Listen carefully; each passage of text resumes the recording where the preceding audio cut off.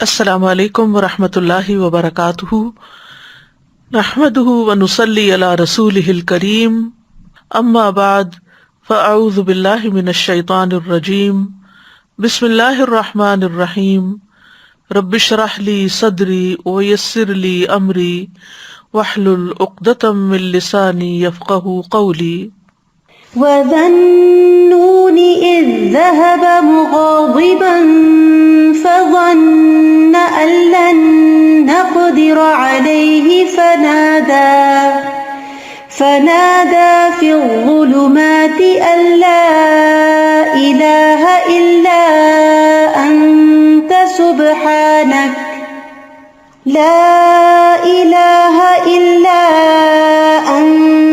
سُبْحَانَكَ إِنِّي كُنتُ مِنَ الظَّالِمِينَ۔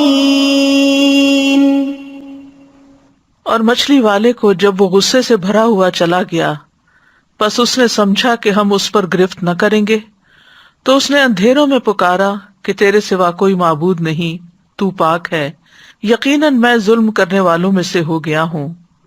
تو ہم نے اس کی دعا قبول کر لی اور اسے غم سے نجات دی، اور اسی طرح ہم ایمان والوں کو نجات دیتے ہیں۔ ایک مسافر جسے مشرق کی طرف سفر کرنا ہو، وہ ایک ٹرین میں سوار ہوتا ہے، مگر ٹرین چلنے کے بعد اس کو پتہ چلتا ہے کہ جس گاڑی میں وہ سوار ہے وہ تو مغرب کی طرف جا رہی ہے، تو سوچئے کہ اس کا حال کیا ہوگا۔ وہ اپنی اس غلطی پر یعنی غلط گاڑی پر بیٹھنے پر تڑپ اٹھے گا، بے چین ہو جائے گا، اور جو ہی اگلے اسٹیشن پر گاڑی رکے گی وہ فوراً اتر جائے گا۔ مومن کا بھی یہی حال ہوتا ہے، جب اس سے کوئی ایسی غلطی ہو جاتی ہے جو اسے صراط مستقیم سے ہٹا دیتی ہے، وہ کسی دوسرے راستے پر چل دیتا ہے جو آخرت میں نقصان دینے والا ہے، تو وہ تڑپ اٹھتا ہے، نہایت شرمندہ ہو کر اپنے رب کے حضور گڑ گڑا کر اپنی غلطی کا اعتراف کر کے دوبارہ سیدھے رستے پر آ جاتا ہے۔ مومن وہی ہے جو غلطی کر کے پلٹ آئے، توبہ کر لے، اپنے رب کو راضی کر لے، حتیٰ کہ رب اس سے راضی ہو جائے۔ دعا کی قبولیت کے لیے لازمی شرط ہے کہ آدمی سنجیدگی اور توجہ سے دعا مانگے، پورے دل سے مانگے، اور اپنے قول و قرار پر غور کرے۔ اور جب انسان کے دل اور زبان میں موافقت پیدا ہو جاتی ہے تو دعائیں قبول ہونے لگتی ہیں، مشکلات حل ہو جاتی ہیں، رنج و غم سے نجات مل جاتی ہے۔ وَذَا النُّونِ إِذ ذَّهَبَ مُغَاضِبًا فَظَنَّ أَن لَّن نَّقْدِرَ عَلَيْهِ فَنَادَىٰ فِي الظُّلُمَاتِ أَن لَّا إِلَٰهَ إِلَّا أَنتَ سُبْحَانَكَ إِنِّي كُنتُ مِنَ الظَّالِمِينَ فَاسْتَجَبْنَا لَهُ وَنَجَّيْنَاهُ مِنَ الْغَمِّ وَكَذَٰلِكَ نُنجِي الْمُؤْمِنِينَ۔ یہ آیت جو آپ کے سامنے پڑھی گئی ہے، لا الہ الا انت سبحانک، اس آیت کو آیت کریمہ بھی کہا جاتا ہے۔ یہ سورۃ الانبیاء کی آیت نمبر 87 ہے۔ اس میں یونس علیہ السلام کا واقعہ بیان کیا گیا ہے۔ یہ واقعہ اس جگہ کے علاوہ سورۃ صافات اور سورۃ قلم میں بھی بیان کیا گیا ہے۔ اللہ سبحانہ وتعالیٰ نے نینوا والوں جو عراق کا علاقہ ہے، اس میں تقریباً 8ویں صدی قبل مسیح یونس علیہ السلام کو بھیجا۔ آپ نے انہیں اللہ کے دین کی دعوت دی، مگر انہوں نے اسے قبول کرنے سے انکار کرتے ہوئے اپنے کفر پر اصرار کیا۔ یونس علیہ السلام اپنے لوگوں سے ناراض ہو کر چلے گئے اور وعدہ کر گئے کہ 3 دن بعد اللہ کا عذاب آ جائے گا۔ جب ان لوگوں کو یہ بات ثابت ہو گئی اور وہ سمجھ گئے کہ نبی جھوٹ نہیں بولا کرتے، تو وہ اپنے بچوں، چوپایوں، مویشیوں کو لے کر صحرا کی طرف نکل گئے۔ انہوں نے ماں اور ان کے بچوں کو الگ الگ کر دیا، اور پھر اللہ عز و جل کے حضور آہوزاری کی۔ اونٹ اور ان کے بچے بلبلانے لگے، گائیں اور ان کے بچے ڈکرانے لگے، اور بھیڑ بکریاں اور ان کے بچے ممیانے لگے، تو اللہ نے ان سے عذاب کو دور کر دیا۔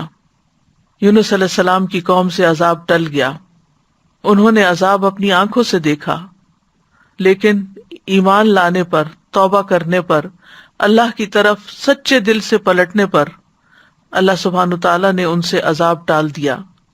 اللہ تعالیٰ کا فرمان ہے، فَلَوْلَا كَانَتْ قَرْيَةٌ آمَنَتْ فنفعها ایمانها الا قوم یونس لما آمنوا کشفنا عنہم عذاب الخزي فی الحیاۃ الدنیا ومتعناہم الی حین. سو کوئی ایسی بستی کیوں نہ ہوئی جو ایمان لائی ہو پھر اس کے ایمان لانے نے اسے نفع دیا ہو، یونس کی قوم کے سوا.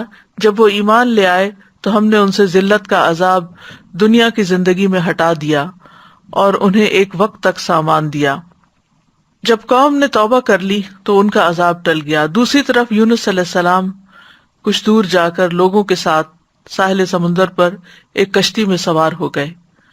جو ہی کشتی میں سوار ہوئے کشتی ڈگمگانے لگی اور لوگوں کو غرق ہونے کا خطرہ پیدا ہو گیا. تو انہوں نے قرعہ اندازی کی کہ ایک آدمی کو کشتی سے نکال دیں تاکہ اس کا بوجھ ہلکا ہو جائے. قرعے میں یونس علیہ السلام کا نام نکلا، مگر انہوں نے اپنے آپ کو کشتی سے نکالنے سے انکار کر دیا. انہوں نے دوبارہ قرعہ اندازی کی، پھر آپ ہی کا نام نکلا، حتیٰ کہ جب تیسری بار قرعہ اندازی کی گئی تو پھر بھی آپ ہی کا نام نکلا. اللہ سبحانہ تعالیٰ کا اس سلسلے میں فرمان ہے فَسَاهَمَ فَكَانَ مِنَ الْمُدْحَضِينَ.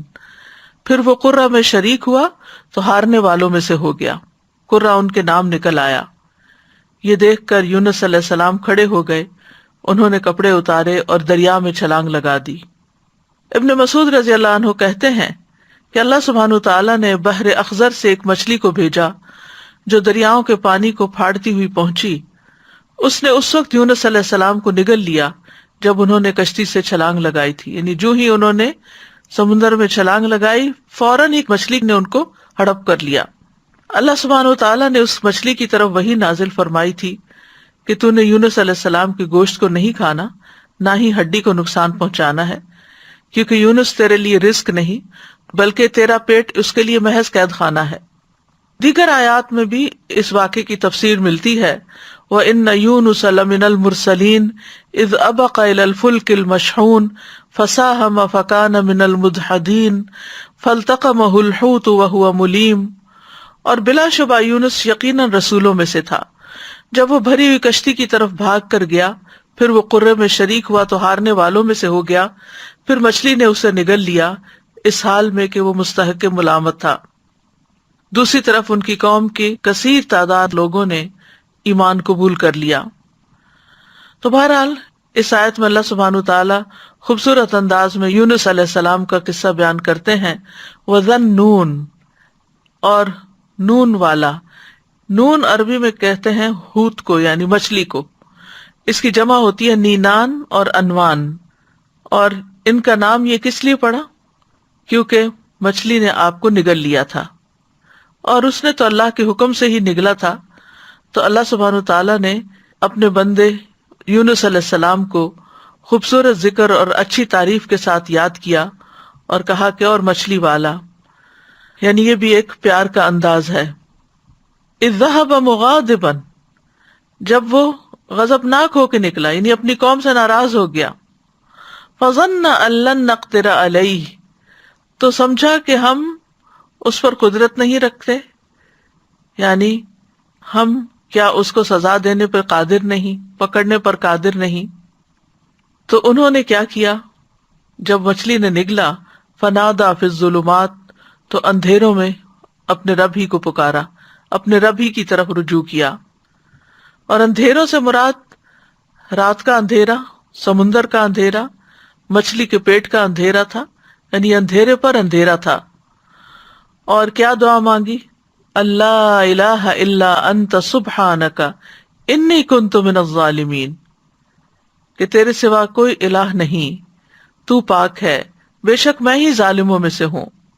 تو یونس علیہ السلام نے اللہ تعالیٰ کو ان کی کامل الوہیت کا اقرار کرتے ہوئے پکارا، اللہ کی ذات کو ہر نقص، ہر عیب، ہر آفت سے منزہ اور پاک قرار دیا اور اپنے ظلم اور جرم کا اعتراف کر لیا. انی کنت من الظالمین کہہ کر اپنے آپ کو ظالم قرار دیا. ظلم جو ہے ایک انسان اور اللہ تعالیٰ کے درمیان ہوتا ہے، دوسرا انسان کا اپنے اور لوگوں کے درمیان ہوتا ہے، تیسرا انسان کا اپنے اور اپنے نفس کے درمیان ظلم کرنا ہوتا ہے. تو بہرحال جب انہوں نے اپنی غلطی کا اعتراف کیا تو اللہ تعالیٰ فرماتے ہیں نیکسٹ آیت میں فَاسْتَجَبْنَا لَهُ، تو ہم نے اس کی دعا قبول کر لی. سبحان اللہ، یعنی انہوں نے جو ہی خطا کا اعتراف کیا اللہ سبحانہ وتعالیٰ ان سے راضی ہو گئے. وَنَجَّيْنَاهُ مِنَ الْغَمِّ، اور ہم نے اس کو غم سے نجات دی. وَكَذَلِكَ نُنْجِي الْمُؤْمِنِينَ، اور ہم مومنوں کو اسی طرح نجات دیتے ہیں.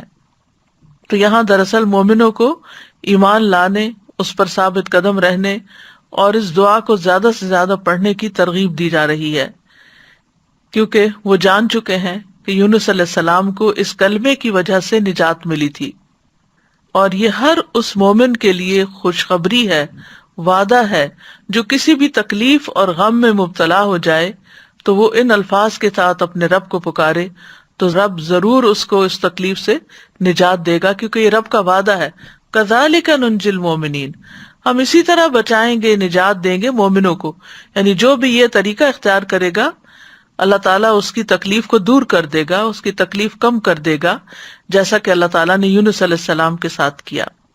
تو اس آیت میں اس بات کی دلیل ہے کہ تحلیل یعنی لا الہ الا اللہ کا پڑھنا اور تسبیح سبحانہ کا پڑھنا ہر غم کو دور کر دیتے ہیں، تکلیفوں اور پریشانیوں سے نجات دیتے ہیں. تو جو شخص اللہ کی کتاب پر ایمان لائے اس کے لیے یہی مناسب ہے کہ وہ اس دعا کو سختیوں میں اپنی پناہ گاہ بنائے اور خوشحالی میں اس کو اپنی سواری بنائے، اس وعدے پر بھروسہ کرتے ہوئے جو اللہ نے مومنوں کے ساتھ کیا ہے کہ وہ اس دعا کے پڑھنے والے کو قبولیت میں یونس علیہ السلام کے ساتھ ملا دیں گے. یعنی جیسے ان کو نجات ملی انہیں بھی مل جائے گی.